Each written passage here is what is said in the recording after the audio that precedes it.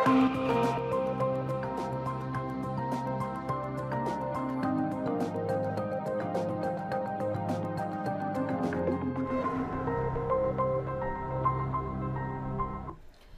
Courts this week में आपका बहुत स्वागत है। मैं हूं आपके साथ नेहा दुबे। इस बुलेटिन में अगले आधे घंटे हम आपको कोर्ट से जुड़ी इस हफ्ते की बड़ी खबरों से करवाएंगे रूबरू। कोर्ट की कार्रवाई और सुप्रीम कोर्ट से लेकर हाई कोर्ट्स और लोअर कोर्ट्स तक के फैसलों को रखेंगे आपके सामने। आइए शुरू करते हैं court this week.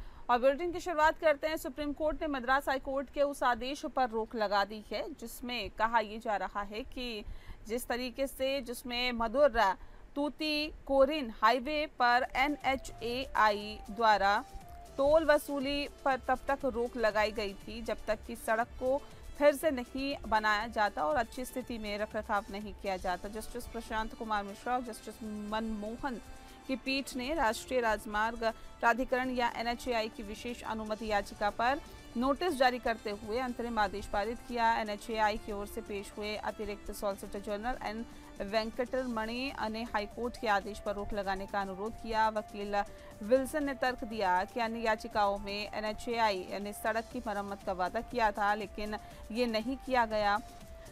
Road users की रोज की परेशानी ये है कि हम टोल देते हैं लेकिन हम सड़क का आनंद नहीं ले सकते हैं। यह दिन दहाड़े लूट है, विल्सन ने कहा। ASG ने इसका खंडन करते हुए कहा है कि हर दिन 25,000 से ज्यादा उपयोगकर्ता सड़कों का उपयोग करते हैं। जब विल्सन ने फिर से रोक लगाने के खिलाफ पीठ को मनाने की कोशिश की तो पीठ ने मना कर दिया। पीठ ने उन्हें जवाबी हलफनामा दाखिल करने को कहा और कहा कि अदालत इस मामले को बाद में विस्तार से विचार करेगी, अभी टोल वसूलने दें फिर हम देखेंगे। जस्टिस मनमोहन ने कहा कि ASG ने इसका खंडन करते हुए कहा है कि हर दिन 25,000 से ज़्यादा उपयोगकर्ता सड़क का उपयोग करते हैं। जब विल्सन ने फिर से रोक लगाने के खिलाफ पीठ को मनाने की कोशिश की तो पीठ ने मना कर दिया। पीठ ने उन्हें जवाबी हलफनामा दाखिल करने को कहा और कहा कि अदालत इस मामले को बाद में विस्तार से विचार करेगी, उन्हें अभी टोल वसूलने दें और फिर देखेंगे। जस्टिस मनमोहन ने कहा। पीठ ने कहा कि NHAI की जिम्मेदारी है कि वे राजमार्गों का ठीक से रखरखाव करें और उसके बाद ही टोल वसूली करें, लेकिन वे सड़क का रखरखाव ठीक से नहीं कर रही हैं। इसीलिए मदुरै तूतीकोरिन राष्ट्रीय राजमार्ग पर टोल वसूली अवैध है और सड़क उपयोगकर्ताओं को अच्छी स्थिति में राजमार्ग का उपयोग करने का अधिकार है और तभी वे संबंधित प्राधिकरण द्वारा निर्धारित टोल का भुगतान करने के लिए जिम्मेदार होंगे।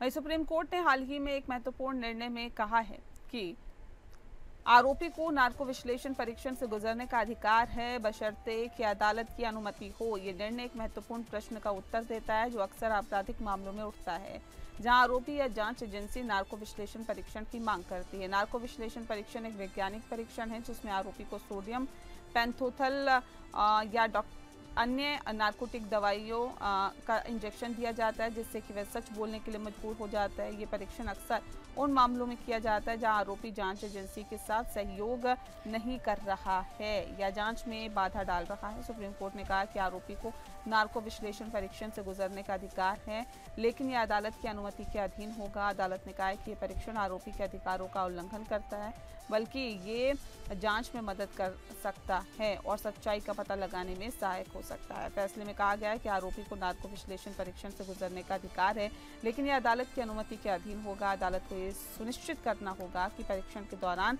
आरोपी के अधिकारों का उल्लंघन न हो। नार्को विश्लेषण परीक्षण के परिणामों को अदालत में सबूत के रूप में स्वीकार किया जा सकता है लेकिन अन्य सबूतों के साथ मिलाकर मूल्यांकन किया जाएगा। सुप्रीम कोर्ट का ये फैसला जांच एजेंसी और अदालत के लिए एक महत्वपूर्ण मार्गदर्शक है। ये निर्णय सुनिश्चित करता है कि नार्को विश्लेषण परीक्षण का उपयोग जांच में मदद के लिए किया जा सकता है लेकिन ये भी सुनिश्चित करता है कि आरोपी के अधिकारों का उल्लंघन ना हो।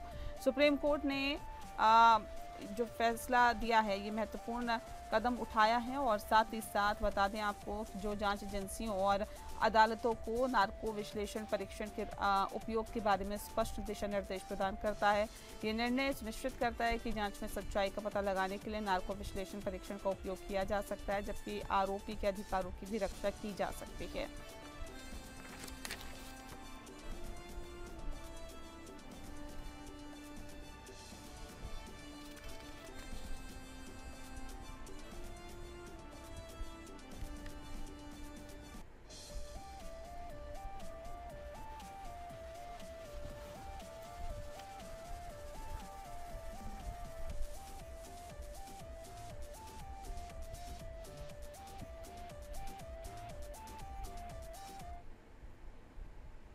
रॉयल चैलेंजर बेंगलुरु यानी आरसीबी के मार्केटिंग हेड निखिल सोसले को 4 जून को चिन्नास्वामी स्टेडियम में हुए भगदड़ के मामले में चयनात्मक रूप से गिरफ्तार किया गया था। उनके वकील ने कर्नाटक उच्च न्यायालय के समक्ष तर्क दिया। वरिष्ठ अधिवक्ता संदेश चोटा, जिन्होंने सोसले का प्रतिनिधित्व किया, ने सवाल किया कि उनके मुवक्किल और डीएनए कंपनी से जुड़े 3 अन्य लोगों को ही मामले में गिरफ्तार क्यों किया गया। उल्लेखनीय है कि डीएनए के उपाध्यक्ष सुनील मैथ्यू, इसके operations manager Kiran Kumar S और एक शमंत एनपी माविना केरे ने भी अपनी गिरफ्तारी को चुनौती देते हुए याचिकाएं दायर की। चौटा ने तर्क दिया है कि शमंत डीएनए का कर्मचारी नहीं था बल्कि एक फ्रीलांसर था। उन्होंने दावा किया है कि गिरफ्तारियां केवल मुख्यमंत्री सिद्धारमैया के दबाव में की गई है, न कि जांच की आवश्यकता के कारण। चोटा ने कहा है कि एफआईआर में किसी भी व्यक्ति का नाम नहीं है, किसी को भी गिरफ्तार किया जा सकता है। उनकी भूमिका क्या है, कुछ भी नहीं। अपराध के तत्व लगभग नहीं है।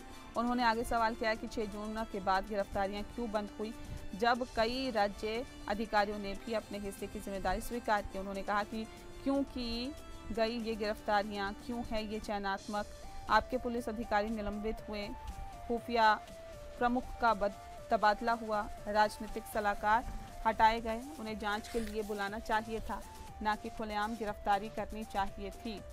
आखिरकार भगदड़ की मंशा किसकी थी? सबसे अच्छा इस तरह के मामलों में सवाल है कि कौन लापरवाह था। आरसीबी, डीएनए, केएससीए, राज्य, हम सभी एक ही स्तर पर खड़े हैं। मैं नहीं जानता कि हम सभी आपस में क्यों लड़ रहे हैं। महाधिवक्ता शशि किरण शेट्टी ने अदालत से अनुरोध किया कि वे इस मामले को कल आगे सुने, क्योंकि उन्हें जवाब तैयार करने के लिए समय चाहिए। उन्होंने जोर दिया कि राज्य के पास याचिकाकर्ता द्वारा उठाए गए सभी सवालों के जवाब है। कर्नाटक हाईकोर्ट ने कहा है कि कहना जल्दबाजी होगी कि आरसीबी के ट्वीट ने चिन्नास्वामी स्टेडियम को भगदड़ को ट्रिगर किया। कोर्ट ने मामले की जांच के लिए एक सदस्यीय आयोग का गठन किया।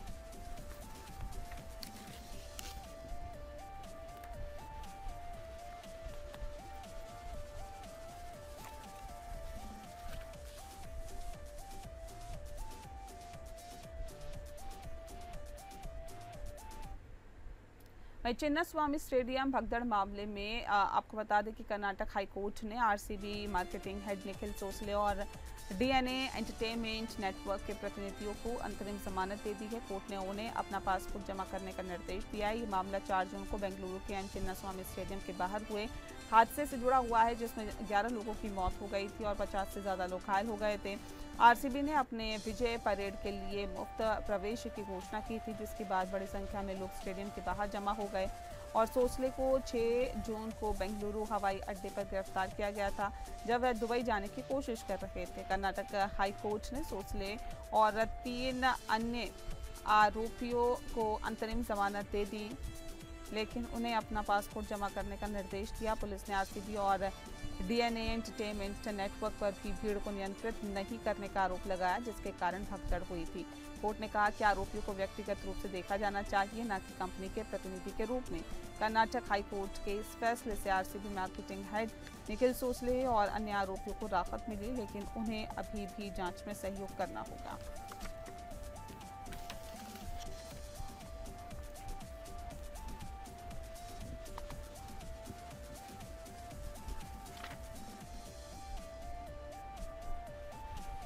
उत्तराखंड के एक व्यक्ति को अपनी मर्जी से दूसरे धर्म की महिला से शादी करने के कारण राज्य के धर्मांतरण विरोधी कानून के तहत गिरफ्तार किया गया था। सुप्रीम कोर्ट ने हाल ही में इस व्यक्ति को जमानत दे दी। जस्टिस बीवी नागरत्ना और एस.सी. शर्मा की पीठ ने अपने फैसले में कहा, चूंकि ये दोनों परिवारों की सहमति से शादी हुई है, इसीलिए राज्य को इस मामले में कोई आपत्ति नहीं होनी चाहिए।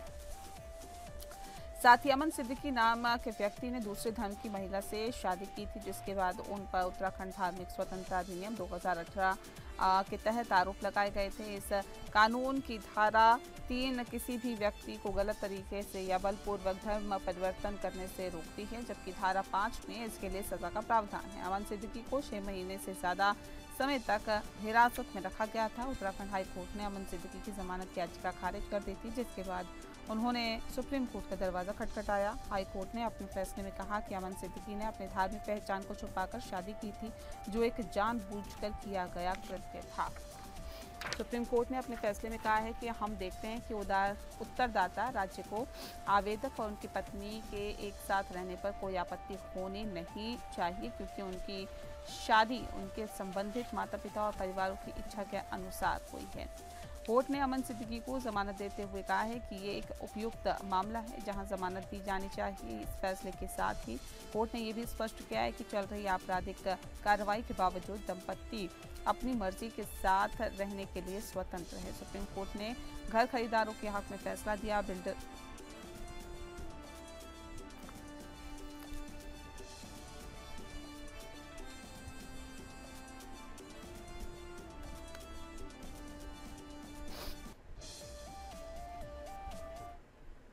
अगली खबर का रुख करते हैं। सुप्रीम कोर्ट ने एक महत्वपूर्ण फैसले में घर खरीदारों के अधिकारों को मजबूत किया है। बता दें कि कोर्ट ने कहा है कि अगर बिल्डर फ्लैट डिलीवर करने में देरी करता है तो घर खरीदारों को मुआवजे देने का अधिकार है। जस्टिस सूर्यकांत और जस्टिस एन कोटेश्वर सिंह की पीठ ने कहा है कि बिल्डर और बैंकों के बीच सांठगांठ की जांच के लिए सीबीआई जांच के निर्देश देने का फैसला किया गया है। नेशनल कैपिटल रीजन में घर खरीदारों ने शिकायत की थी, बिल्डरों द्वारा देरी के कारण उन्हें फ्लैटों का कब्जा प्राप्त किए बिना ही ईएमआई का भुगतान करने के लिए बैंकों द्वारा मजबूर किया जा रहा है। घर खरीदारों का आरोप है कि ऋण राशि को अवैध रूप से सीधे बिल्डरों के खातों में वितरित किया गया। सुप्रीम कोर्ट ने अपने फैसले में कहा है कि घर खरीदारों को फिरौती के तौर पर ठगा गया। कोर्ट ने कहा कि बिल्डरों को बैंकों के बीच सांठगांठ की जांच के लिए एसआईटी का गठन किया जाना चाहिए। कोर्ट ने यह भी संकेत दिया है कि दिवालियापन कार्रवाई का सामना कर रही कंपनियों के अंतरिम समाधान पेशेवर की भी जांच की जाएगी।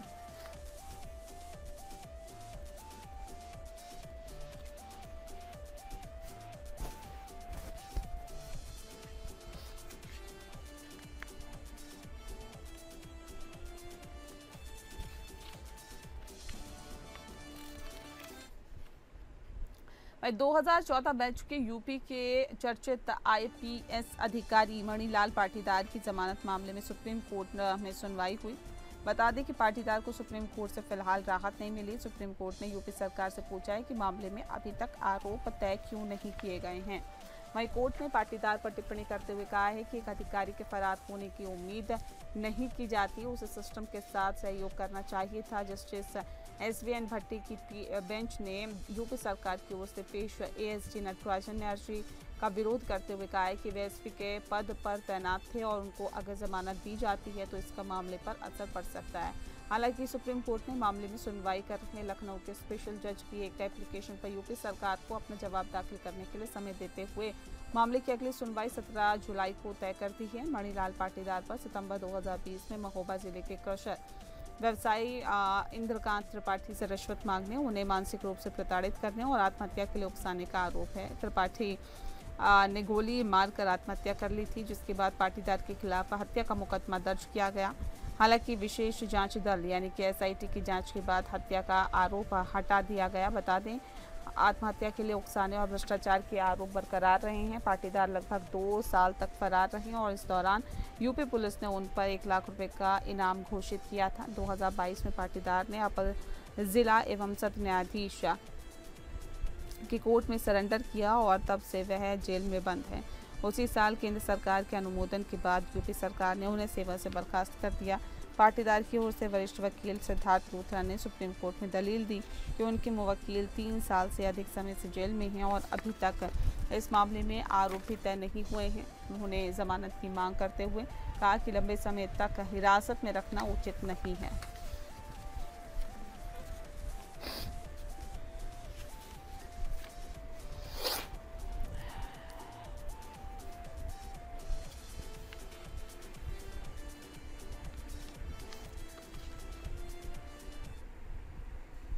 सुप्रीम कोर्ट के निर्देश के बाद झारखंड हाई कोर्ट ने महिला न्यायाधीश यानी कि बता दें आपको कि महिला न्यायाधीशों को 92 दिनों की चाइल्ड केयर लीव दे दी है और ये फैसला एकल अभिभावक महिला अतिरिक्त जिला न्यायाधीश की याचिका पर आया है। उन्होंने पहले अपनी बच्चों की देखभाल के लिए 194 दिनों की छुट्टी मांगी थी।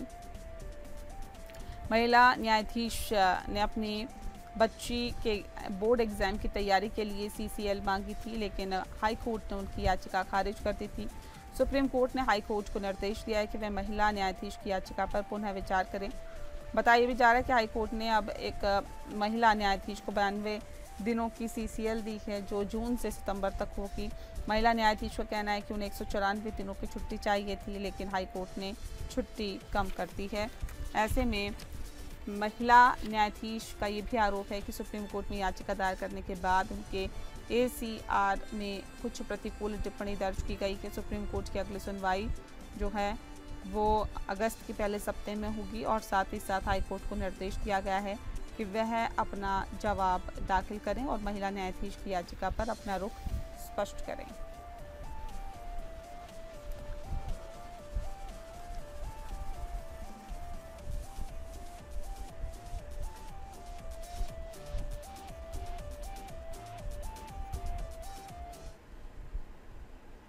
इसी के साथ फिलहाल इस बुलेटिन में इतना ही। नमस्कार।